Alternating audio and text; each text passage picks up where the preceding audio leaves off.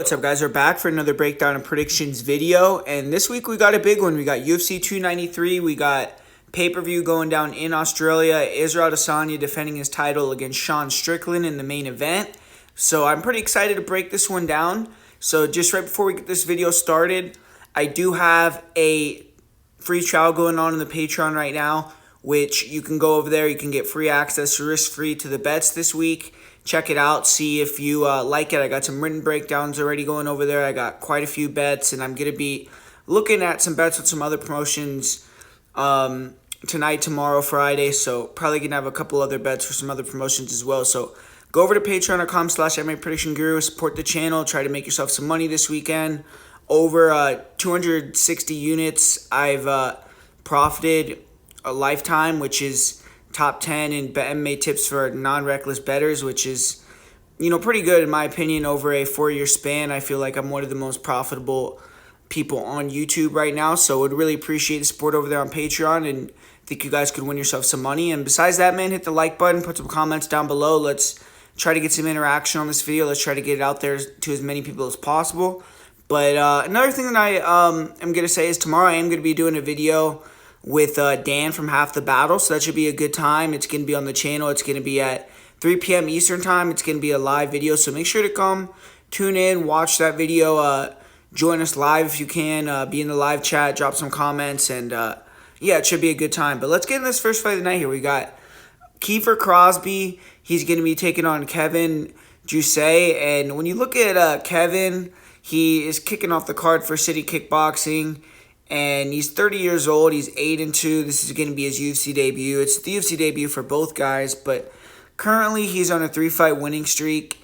And Jousset's last 2 fights, they have been title fight wins for Hex Fight Series, which is a decent promotion over there in Australia. And I do believe he's the only 2-division champion in Hex Fight Series history for what that's worth. His level of competition has been decent. He has some wins over opponents with good records. Both of his losses were also not without bad circumstance. He lost a split decision in a fight that could have gone either way, and then his other fight that he lost, it was due to a doctor stoppage. But, he's built up some momentum with the title wins, and you look at his style, Kevin Jousset is a very durable guy. He's well-conditioned. He's tall, so he does a good job. He stand upright and accentuate his reach, and he does have a 4-inch reach advantage over Kiefer Crosbie. But he's more of a pressure fighter, so a lot of the time he doesn't really fight the longest. And he has limited head movement. He holds his hands low, but he could take a hell of a shot. His striking is a bit awkward. He'll throw some nice kicks. He'll start out attacking the legs, and then he brings up the kicks to the body and the head. But since joining City Kickboxing, I guess you could tell he's starting to be a little bit looser, moving a little bit better, a little bit more defensively responsible. But I still feel as if Kevin is stiff and not the greatest striker, bad head movement, and definitely at his best when he can get on the inside, dirty box, and make it more of an ugly fight. And he can mix it up. He's pretty good at holding fighters against the cage. He can shoot doubles when he can back guys up, and has pretty good, like I said, dirty boxing on the inside. He can hold guys against the cage. He is good at taking the back from standing and kind of just wearing on you, leaning on you, getting you tired.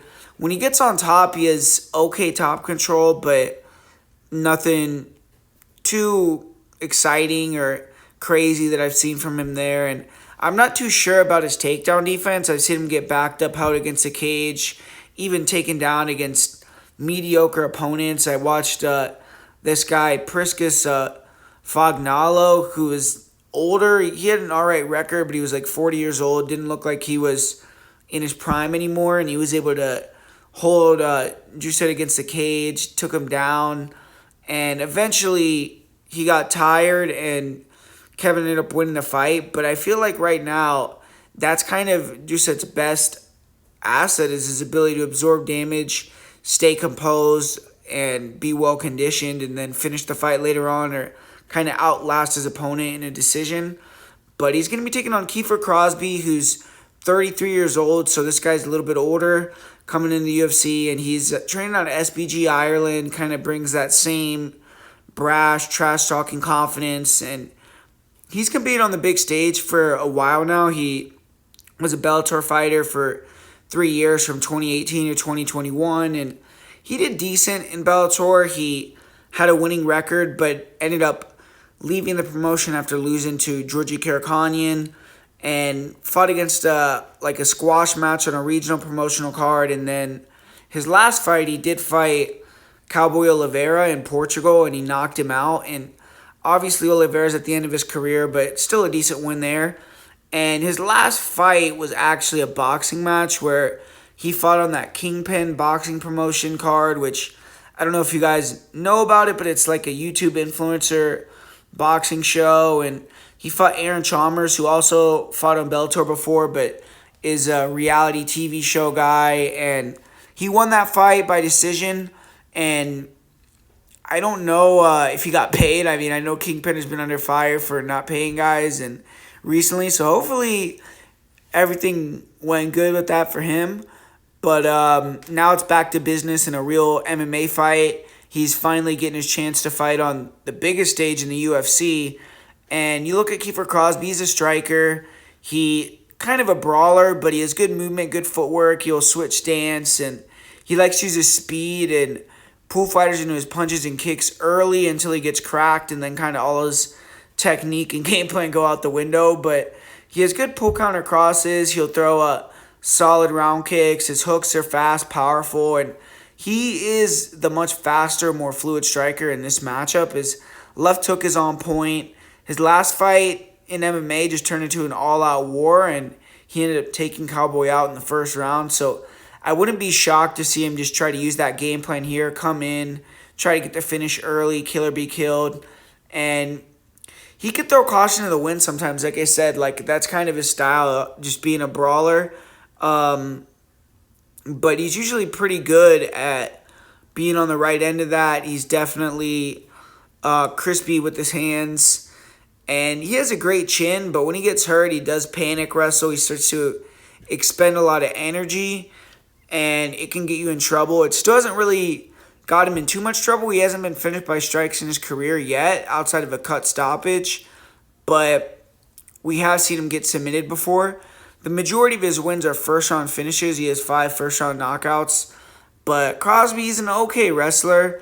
You'll see him when he gets in the clinch. He has decent takedowns there. And he has good elbows and knees in the clinch too. And his grappling is a little sloppy though.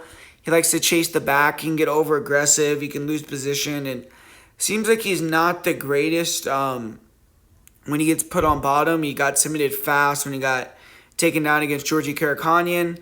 And his cardio hasn't been tested in too many fights. 9 of his 13 fights have ended in the first round, win or lose. But he is 3-0 in decisions.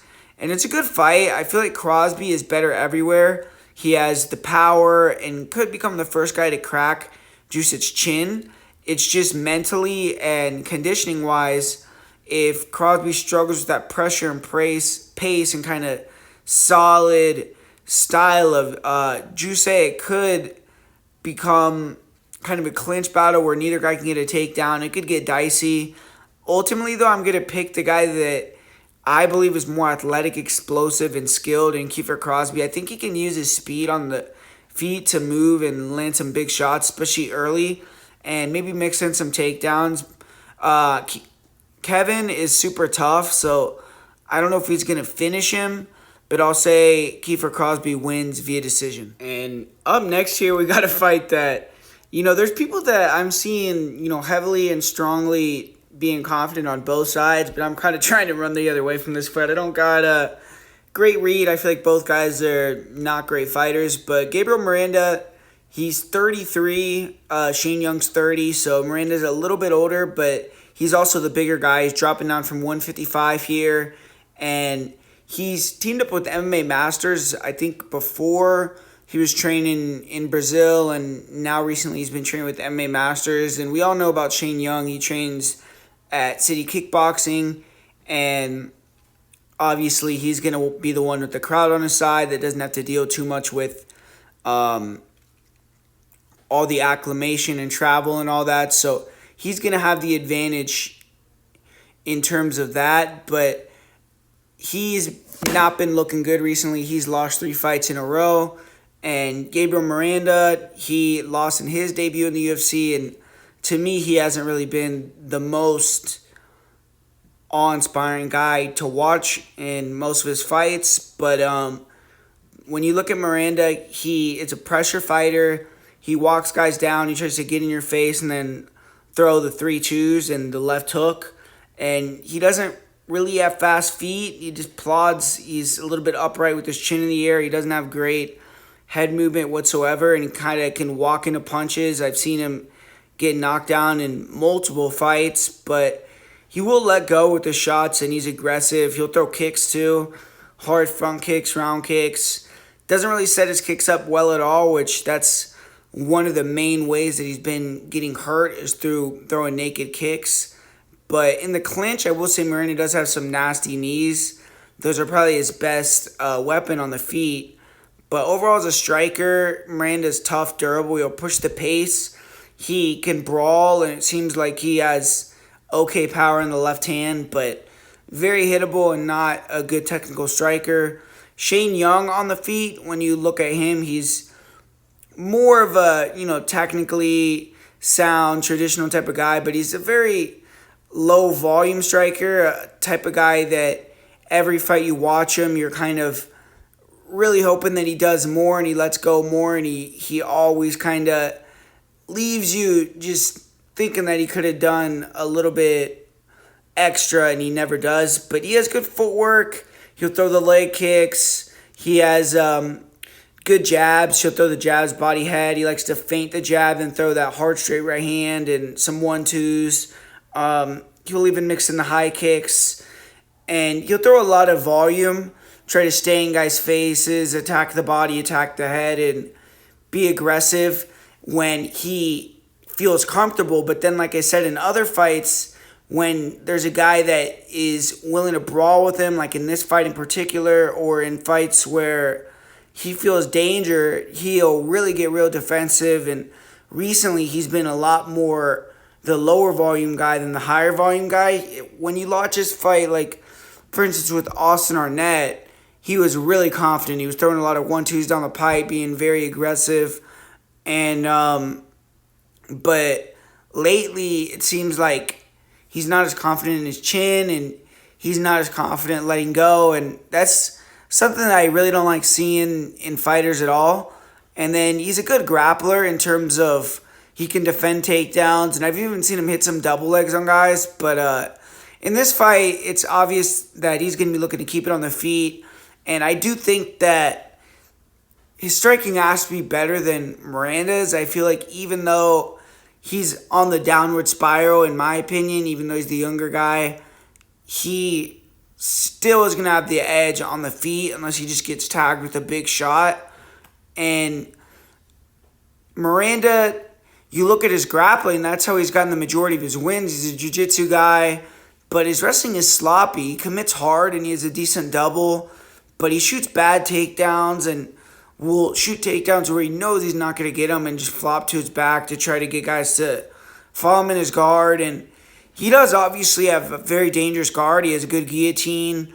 And 15 of his 16 wins are submissions. So obviously, when he wins, that's what he's going to want to do. But I haven't seen too many guys kind of fall for that trick at the higher level. Even Benoit Saint Denis wasn't willing to go into Miranda's guard. When he got on top of him, he always would stay in side control or stay out of the guard. And then when Miranda would get close to regarding, Benoit would just let him back up. So unless he can hurt Shane Young or get him to get on top and make a mistake and submit him from bottom, I don't really see Miranda winning the fight. I feel like cardio for both guys is on point. So even though Miranda could push the pace, he's not a guy that wins minutes of the fight.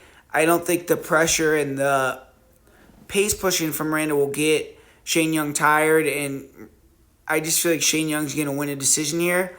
But I don't have enough confidence to bet him at chalk at all. I feel like The line's a little crazy. I would line it closer to a pick'em just because of what Shane Young has shown recently, 3 losses in a row and all that. But I feel like he should be the superior fighter in this matchup here.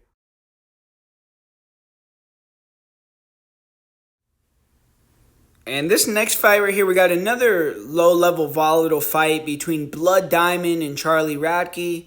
And this is going to be Blood Diamond's last opportunity to make good in the UFC here. He's 0-2 so far, and he's really not been competitive whatsoever. He's taken a year off since the last fight, and he's 35 now, so it's tough to be confident in him looking much different. But hopefully he's worked on his skill set and tried to improve, and he's getting a step down in competition, more of a striker, so it's his best chance to pick up a UFC win that he's had so far. And Charlie Radtke, he's finally getting his career started in the UFC at 33. He trains at MMA Masters as well, just like another person, Gabriel Miranda, that we just talked about on this card. So good gym behind him, and he's been winning lately. He's on a 4-fight win streak. He won the CFFC welterweight title in his last fight. He hasn't lost in over 2 years, so definitely earned the UFC fight. And this is going to be his first fight outside the United States. He's in enemy territory. That's on top of it being a UFC pay-per-view, and this is being his debut. So he has a lot to overcome even before stepping in the octagon. But Radtke is a well-rounded guy. He has decent striking. He has good jiu-jitsu. On the feet, he's composed. He pressures forward. He has good power in his hands. He stands tall and upright, and he moves in and out pretty fast. He'll throw the 1-2s, the left hooks. His left hook has some big power, and he'll throw some hard body kicks. He can fight off the back foot pretty effectively. He's pretty light on his feet. He is evasive with his lateral movement, and he'll try to get fighters to overextend and then look for that left hook. And defensively, he's kind of reckless at times. He doesn't really move his head either, and relies a lot on his feet and his guard to block punches. But shots can sneak in, they can land clean, and I've seen him get rocked before. He is tough. I've seen him get hurt, come back to win, and he's been finished by strikes only once, and those were body punches, and he has 3 knockout wins. If you can land that left hook clean on Blood Diamond, you can't hurt him, even though Diamond is the more polished striker. But Radtke's going to want to get it to the ground, and he is slick on the ground. He transitions well. Super smooth. He can chain submissions together. He has a lot of submission finishes he can go to. He has good front chokes. His back takes are good. And he should have an edge on the ground against Blood Diamond. He submitted Raheem Forrest with a rear naked choke, Raheem Forrest is a good wrestler. He was the CFFC champion. And Radtke doesn't really have the offensive wrestling, though, which is going to be the issue for him in this fight. He will look for doubles, but his wrestling is sloppy. It's not really the most effective. His last fight, he got a couple takedowns. He got close to the submission, or his last loss, and he ended up getting tired from all the wrestling and got finished in the second round. But if he can get Blood Diamond to the ground, he definitely has the ability to take the back and choke him out, because I feel like Blood Diamond's jiu-jitsu and grappling is pretty low level. But Blood Diamond, he's a big guy for the weight, and he has the size advantage. He is fighting a guy in Charlie Radtke who used to fight at 155, and they're similar heights, but Diamond has a long reach, and he has a bigger frame. And on the feet, he has an awkward style. He's a former world champion, but he's really not the most technically sound. He will switch stance. He has good accuracy with his punches, throws a good jab, some straight punches, uppercuts, and he'll mix in some tricky strikes too, like up elbows and things like that, spinning attacks. But his kicks are weird. Like, he'll throw kicks in punching range, and he has ability to land kicks when you don't really feel like he should land them. But a lot of his kicks aren't really the most powerful kick.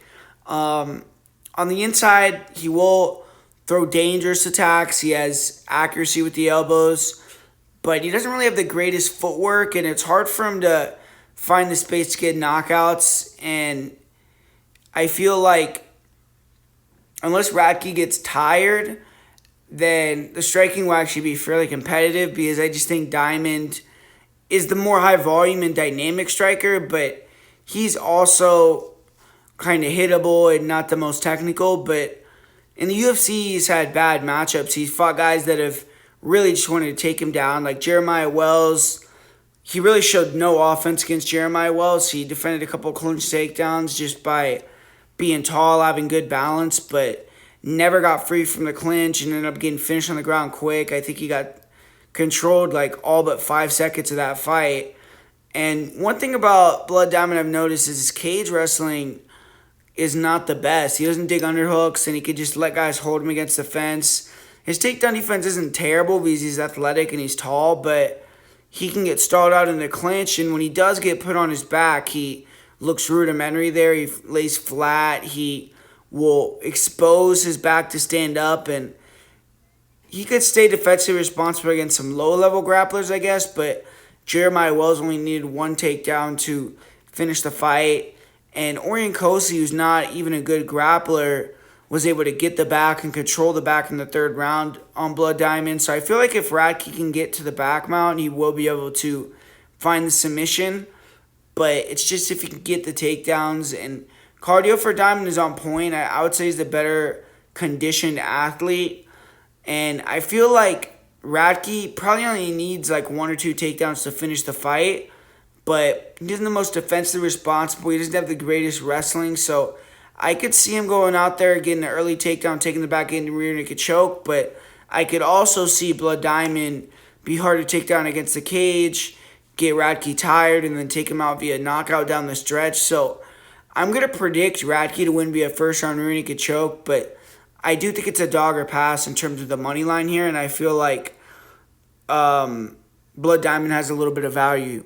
This next fight here, I'm not going to spend a lot of time on this one. I think this is one of the easier fights to predict on the card with Nasrat Haqparast, who is going to be making his 10th appearance in the UFC, taking on a UFC debutant in Landon Quinones. And we just watched Landon Quinones on the Contender Series get submitted in the first round against a guy in Jason Knight that's not even in the UFC. So even though it's a short notice fight, I'm kind of surprised they decided on him to come in here and take the fight. But I guess when you look at his style, he does have a fun style to watch. He has good striking. He fights long. He's fairly fast. He'll go body. He'll go head. And semi-dangerous, but I don't really feel like he has super top-end power. And then we got Nasrat, who he has had some trouble with southpaws, and Landon is a southpaw. But he's also beaten a lot of good southpaws, and I feel like Landon Quinones isn't really the most defensively responsible. He leaves his chin out there. I've seen him get hurt in multiple fights, and doesn't have the grappling either. I just feel like Nasrat, he's going to stay composed. Maybe Landon will get off with a few slick shots early, but I don't think any are going to be too damaging, and I think Nasrat's going to keep the pressure, and he's going to end up throwing those hooks over the top, use his hand speed, and probably get Landon Quinones out of there in the first round. So I'm going to say Nasrat gets the knockout in the first or the second and gets the job done here. I think it could be a decision too, but I feel like Haqparast is going to get the win regardless.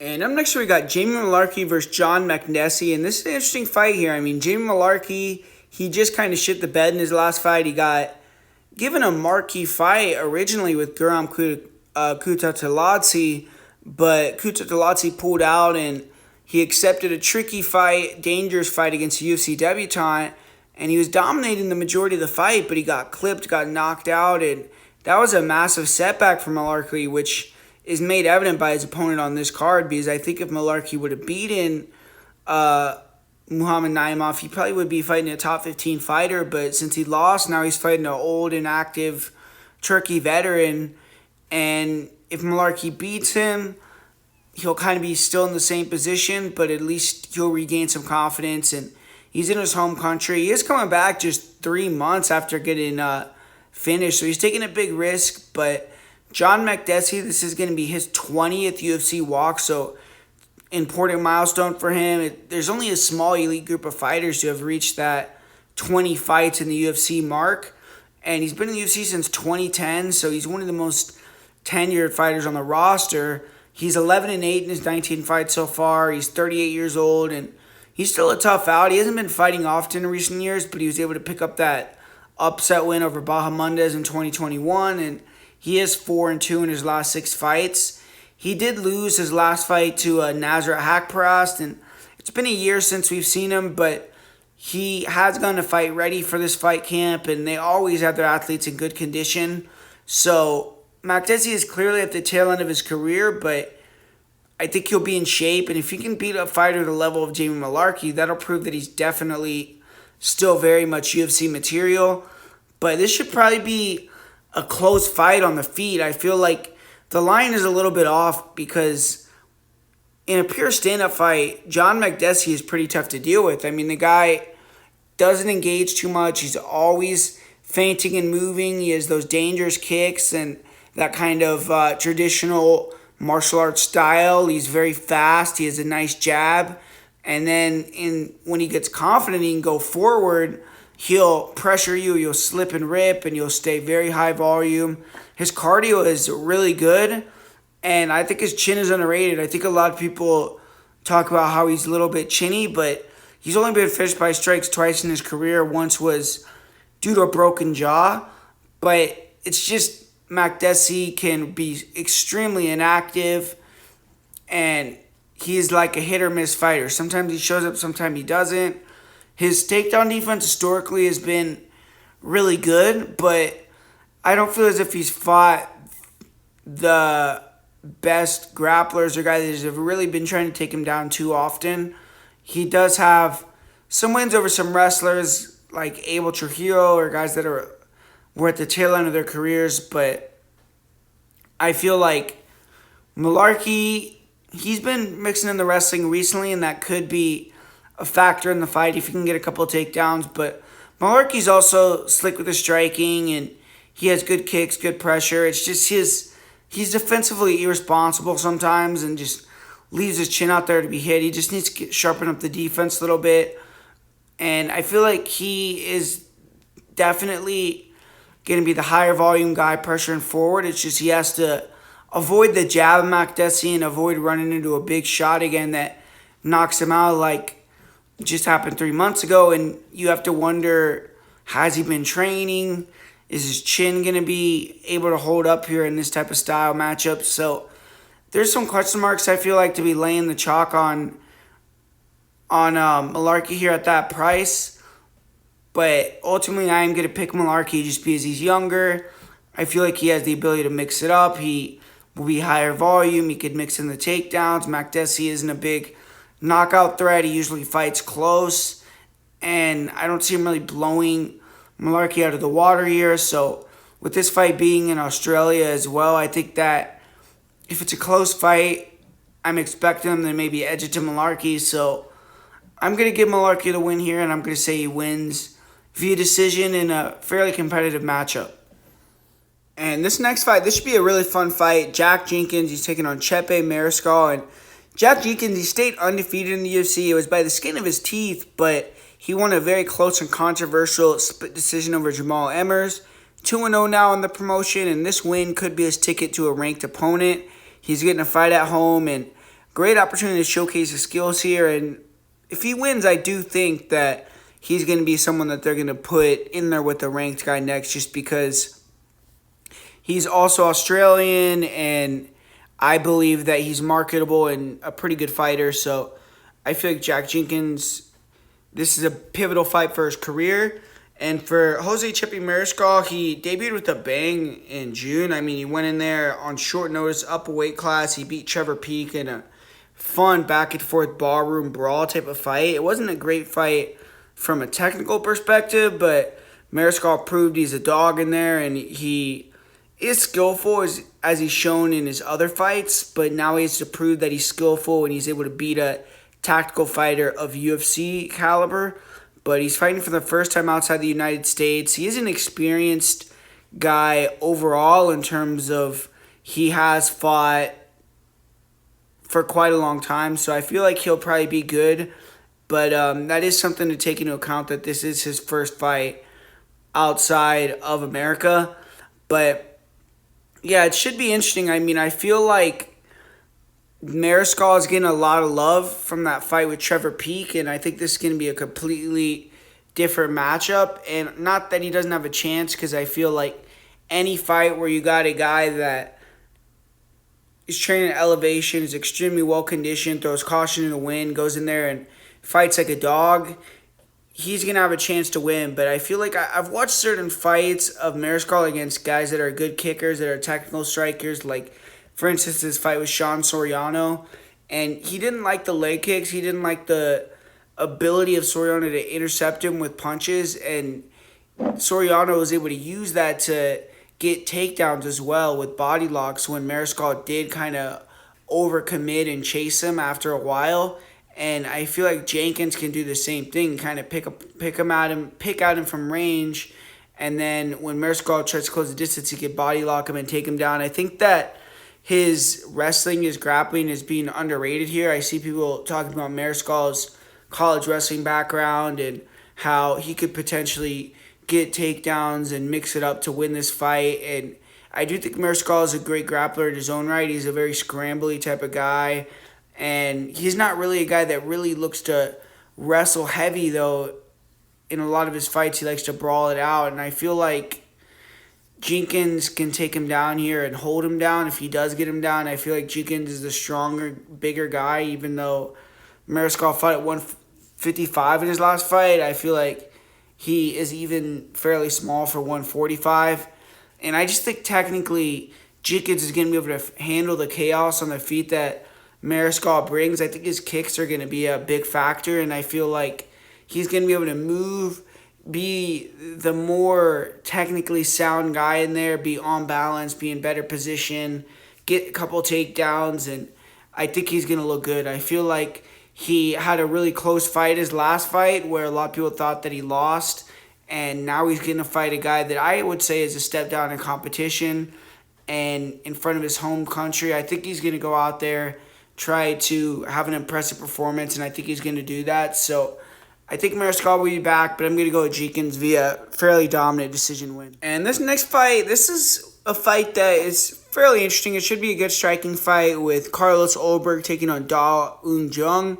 And with Carlos Ulberg, he had kind of a rough start to the UFC where he got knocked out against Kennedy and Jakuku, and then he had that fight where he fought, who was that? Fabio Sharon, yeah, and kind of was timid, didn't have a great performance after the knockout, but since then, he's came back, he's gotten these 3 first-round knockouts in a row, and he's positioned himself with the win here to probably be in the top 10, and Jung has kind of been up and down in the UFC. He's shown really good performances, then he's shown performances that were kind of, eyebrow-raising, to say the least, like where he got knocked out with that, weird elbow, and then he's had a draw with Sam Alvey where he was getting clipped with the left hook, just running face first into it over and over. So he has had other matchups, though, where he looked really good, and he went out there and got the job done. So I feel like Jung,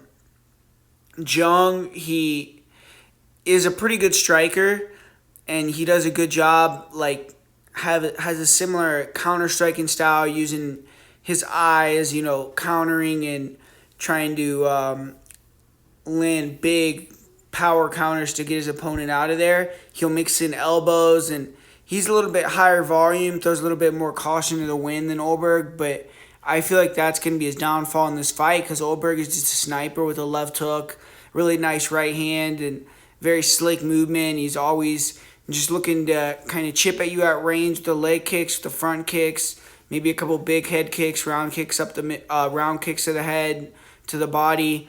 But I think, eventually when his opponents kind of realize they're not going to win that battle at range, they try to close the distance, then he snipes him with the left hook with the right hand and puts him down, knocks him out. He has pretty significant power, obviously. And I just feel like Jung is going to come in here at one point and be a little bit too aggressive, closing that gap probably early. And I'll say in the first round, Carlos Ulberg gets him out of there. I think Carlos Ulberg is untested in kind of some areas. Like we haven't really seen him fight a wrestler yet.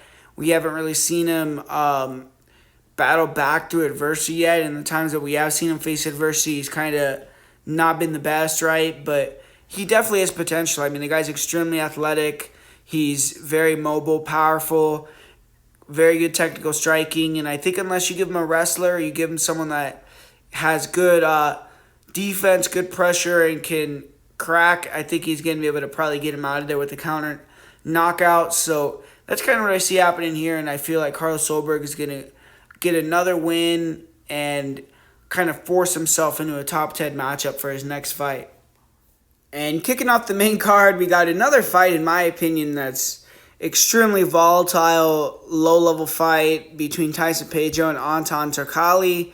With Tyson Pedro, we got a guy that so far in his career, what he's shown is he is a very dangerous guy. He's very technical. He has the ability to get you out of there early in the first round, but if he can't get you out of there in the first, he totally falls apart and either gets finished or loses a decision. He's never won a fight that's gone past the first round.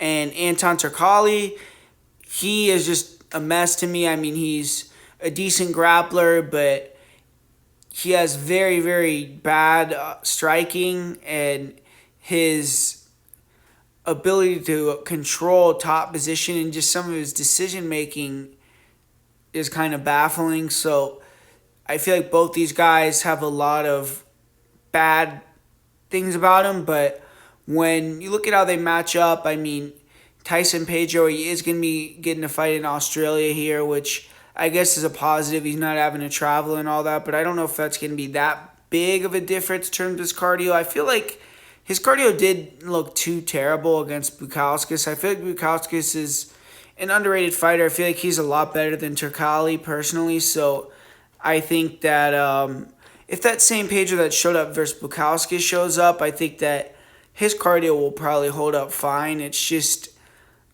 on the feet early, Tyson Pedro is going to have a big chance to get the finish and not even have to worry about the cardio. You look at Turkalj, and he's aggressive. I mean, he'll come forward and he'll throw some spinning attacks. He'll throw big hooks or straight punches and try to close the distance with some flurries.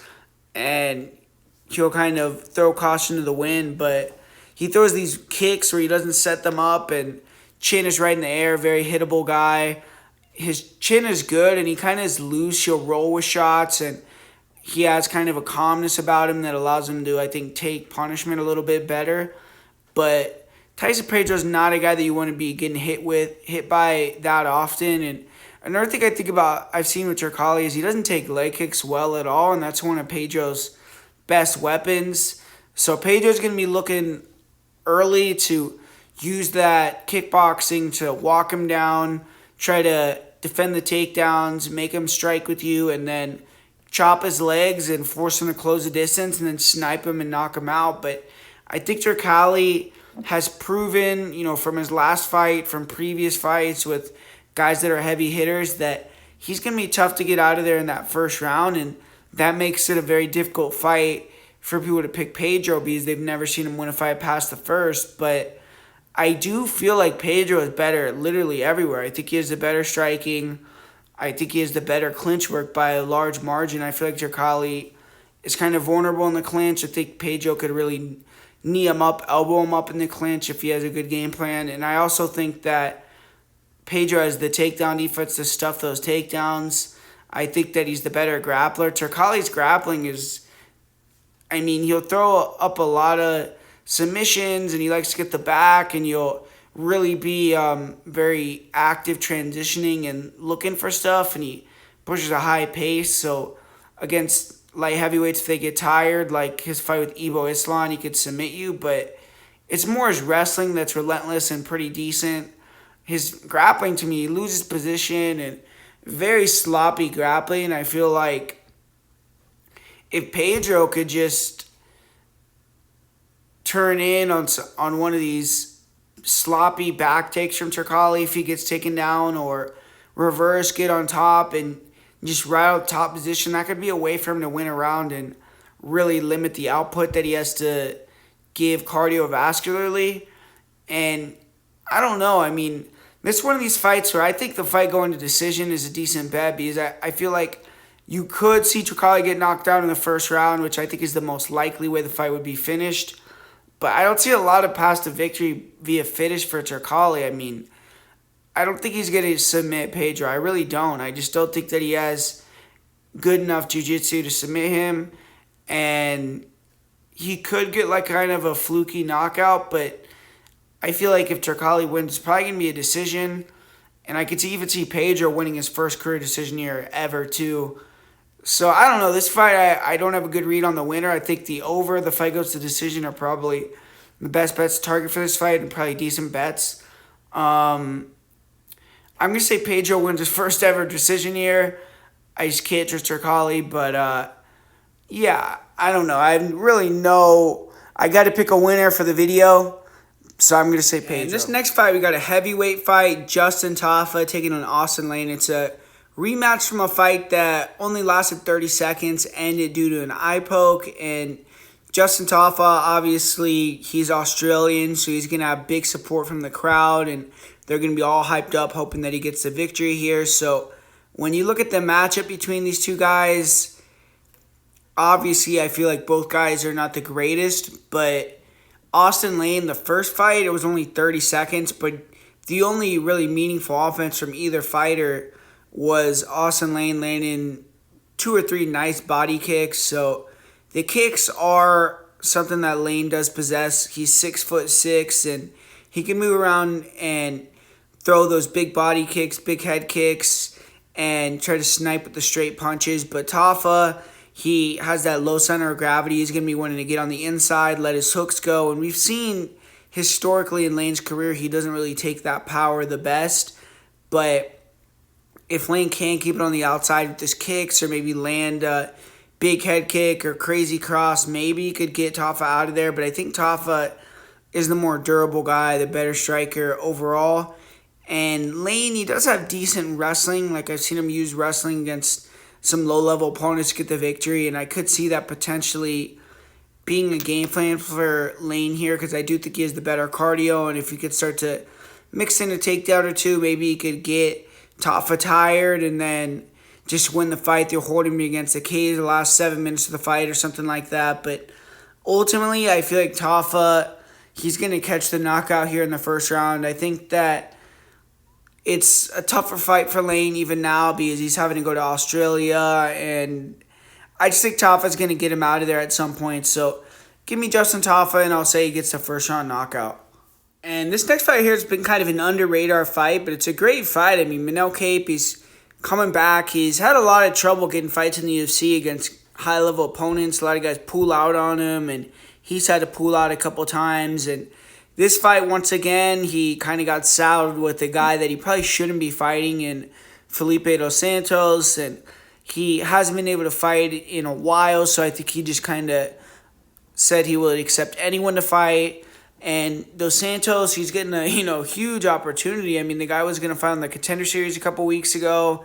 His opponent had weight cutting issues, and now 2 weeks later, he's getting called in to fight on a pay-per-view card against a top 10 guy in the world. So it's a very great opportunity for Felipe dos Santos, and for Manel Kape, it's a very dangerous fight, but it's a paycheck, and it's a way to kind of get the fans, get the eyeballs back on you, maybe get a big knockout and force one of these guys to finally show up in the cage and fight you and get one of these big-time fights going on. But when you look at it, obviously, we know how Manel Kape fights, how he's a great fighter, but Felipe, he's not known to many guys, but he's a shootbox Diego Lima fighter, so he's training over there with Du Bronx's camp and all those beasts over there that all kind of bring that similar style, and he has cut from the same cloth, man. I mean, the guy, his last fight, he fought someone that's a very good boxer that I've seen fight previously for the LFA, and he took some big shots, but he made it a war, and he ended up getting the better of it. He was extremely high volume. He was mixing in takedowns, and he's a very young guy. He's 22 years old, so every time you see him fight, he's going to be leveling up, and he's one of these fighters, man, that another one of these shootbox guys where you could beat him over the head with a brick, and he's still going to be there, and he's going to be throwing back at you. He's going to be coming forward after you cut his face wide open, and he's going to be trying to finish it for the full 15 minutes. So Manel Kape just has to be aware of that. But stylistically, you look at Dos Santos, he's tall, long. He's going to be the longer guy by a couple inches, which Manel Kape is usually a big guy for this weight. But his striking is good. He has good straight punches. He is very durable, and has good defense. He'll have a high guard, but it does expose the body shots, which we saw his last opponent land a lot of body shots on him, and he was able to eat some really hard body shots. But Manel Kape is a great body puncher as well. I think that's going to be readily available for him. And he has good kicks, like nice leg kicks. He has nice front kicks. And if you brawl with Dos Santos, like if Manel Kape just thinks he's going to come over here and bully over this young kid, I think that he could potentially find himself in danger. I mean, in the pocket, Dos Santos throws elbows, he throws front knees up the middle, and he has these dangerous attacks that could hurt anybody. And he's a guy that when he gets hit, he can respond right away, and he could take a lot of damage. And he's just a very dangerous guy if you want to brawl with him. But he is someone that we saw in his last fight. He can get clipped with hooks, and I think that he leaves his body open. I feel like Manel Kape is going to be able to really beat up his body. I think Manel Kape is the more explosive, faster guy. I think he's going to be able to get on the inside, and when he does, I think he'll be able to break Dos Santos down a little bit with just his speed and his boxing. And ultimately, I think even if this becomes a war, I think Manel Kape can get takedowns and be safe on top as well. Felipe Dos Santos, even though he comes from that shootbox camp, and he does have some submission wins on his record, it seems like he has an okay guard. He has a good ability to get back up to his feet. He's not one of these shootbox guys that has the elite level submission from his guard. So I do believe that Manel Kape will be able to get on top and kind of slow down the fight if it does become too much of a crazy war for him. So at the end of the day, I feel like Manel Kape's probably going to be able to go in here, and it'll be very fun early. I think Dos Santos may look competitive, look live, but I feel like Kape will probably finish him off in the second. And if he doesn't finish him, I think it'll be a really fun decision. But I just think it's too big of a step up, too much too soon for Manel Kape. I could see in a couple years maybe them running this fight back and it being very competitive and Felipe getting the win. But right now I got to go with Kape. It's always tough to go against these shootbox guys. Like, obviously they got Duke Bronx, but even more recently we've seen Alan Nascimento from that same camp do really well. We saw Gabriel Brenner get that huge upset over Guram Kudus-Talladze. So these guys are always dangerous, but I think Manel Kape's going to get the job done. I'll say he wins via second-round knockout. And in the co-main event, we got a heavyweight fight between Tuivasa, fan favorite over there in Australia, taking on Alexander Volkov, a guy that has been a perennial top 10 heavyweight for almost a decade now. And it's a very interesting fight. I mean, stylistically, it's a brawler versus a technical striker. And it's, a short, compact guy that needs to get on the inside versus a long 6'8" striker that likes to throw those straight punches, teeps to the body, and keep it long. So it's a very interesting fight. I feel like Tuivasa is back against the wall here with the 2 losses in a row. And Volkov has kind of found some new life in his career with these back-to-back victories, but they haven't been wins that have been impressive enough to kind of move him back into the position that he was a couple years ago where he was like 1-2 fights away from a title. So if Tuivasa loses this one, I think he'll kind of fall out of that top 10 mix. And if Volkov loses, I think it'll kind of be maybe that would have been his last attempt at getting back into that top 5. So very pivotal fight for both guys, and it's a hard fight for me to pick. I feel like the line is way off. I don't understand how you could line Volkov such a favorite. I mean, I understand technically he's much better. He's going to throw the straight punches down the middle. He has a really nice jab. He'll throw the front kicks, the teeps to the body. He'll throw even kicks up to the head and knees, and he's the more technical striker. He's high volume. He has power. He has, 24 knockouts or something like that.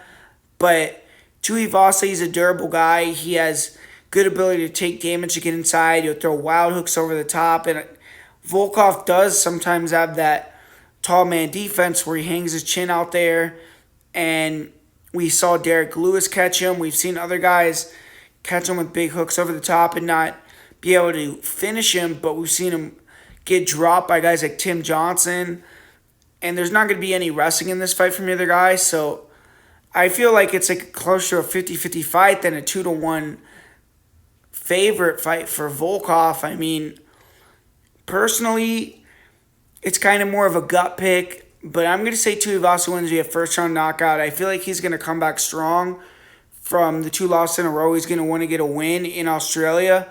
At heavyweight, you only need really one shot to get the win. Tuivasa, one of those guys with that type of power. We saw him drop someone like Cyril Gahn, so I just think that he's going to come in here and throw caution to the wind, and I think he's going to land first, land the hardest, and go out of there. I'll say he gets the first round knockout and gets the victory in the co-main event. So, going to go with Tuivasa with the upset.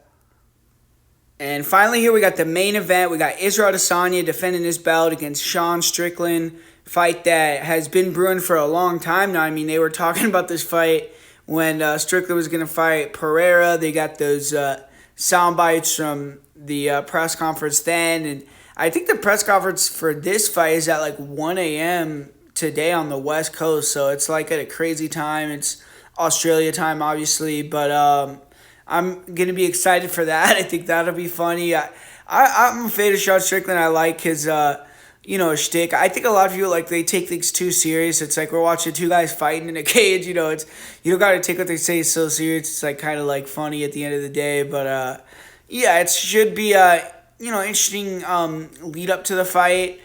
But we're going to see if Strickland can kind of show up and show out actually on fight night, which a lot of people I think are being disrespectful in terms of saying, like, he has absolutely, like, should be minus 10,000 and all that, because I feel like it could be fairly competitive. I think Strickland maybe even could win a round or two, but I don't see him winning the fight. I'm not going to go out on that limb, but when you look at it, it is going to be a kickboxing match, and I don't really see Strickland going for takedowns or getting takedowns. I mean, we've heard that narrative for a long time, and it's never really been something that he's gone to. And he could maybe catch a kick and get a takedown that way if it just happens from happenstance, but I think it's unlikely. But Sean's not the type of guy, like, he'll talk like he's going to be in a war, but I don't know if he's going to really go for that in this fight. Like, he likes to be the defensively sound guy. He has great defense, and he'll kind of play that safe game where he's fighting behind the jab and being really, really defensively responsible and parrying, looking for all the shots that are coming. And I could see him doing that here against Izzy and just getting kicked to death and losing the fight that way. And if he does pressure and he wants to try to make it more of a war type of boxing fight, that's going to be his only path to victory outside of if he just flips the script and grapples. Because I think that in boxing range, Strickland could have success. I mean, I think the jab will be there. I think he'll be able to land some shots from southpaw and be semi-effective. It's just, is he going to get set up with the shot coming in? And is he going to be able to take the heat that Israel lands in between the volume that Sean is landing? And then ultimately, is Sean even going to take that risk to get inside, or is he going to let Izzy just kick it from range and beat him up, beat his legs up, beat his body up, and kind of steal a decision that way? So it's, in my opinion, Izzy's fight to lose, quite obviously. I feel like Strickland has more of a chance that people are giving him credit just because he has great cardio. I do think that if he can get inside and it could be boxing, I think he can have success too and land. And I do feel like obviously he's the better grappler, but I don't really see any grappling happening during the fight. So ultimately, I'm going to say Izzy wins via decision. I just don't think Sean's going to go out there and put himself in that crazy danger to get knocked out. And I think he'll end up losing this one like 50-45 or 49-46. But I don't see it being like some blowout, one-sided fight. Like, people are saying, like, Sean isn't even going to land. He's going to get knocked out easily. Like, I don't necessarily agree with that at all, but I think Izzy will probably win a decision here pretty clean and move on to the next. But yeah, there you have it, guys. That's the full card breakdown and predictions here for UFC 293. Hopefully you enjoyed it. Hopefully you learned something from these predictions. As far as my most confident pick goes, I'm going to go with Nasrat Haqparast. And for the parlay of the week, I'm just going to do a play of the week for this one. I'm going to say to play Tuivasa. That'll be my play of the week. So once again, thanks for watching, guys. Hit that like button. Put a comment down below. I would really appreciate that. It helps the algorithm. And like I said at the beginning of the video, I am going to be doing a collab video tomorrow on UFC 293 with Dan from Out the Battle. So if you can make it 3 p.m.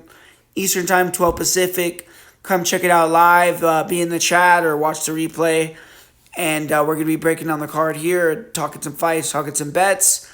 And if you want to find access to some of my breakdowns from other promotions, some of my bets, and just some of things in general, different content, then go to patreon.com/MMAPredictionGuru. Really appreciate everyone that goes over there and supports the channel. And I think I give good advice, and we are definitely long-term winners. So everyone that goes over there will end up winning in the end. And thanks for watching, guys. I'll be back soon breaking down another fight card. And I'll talk to you guys later.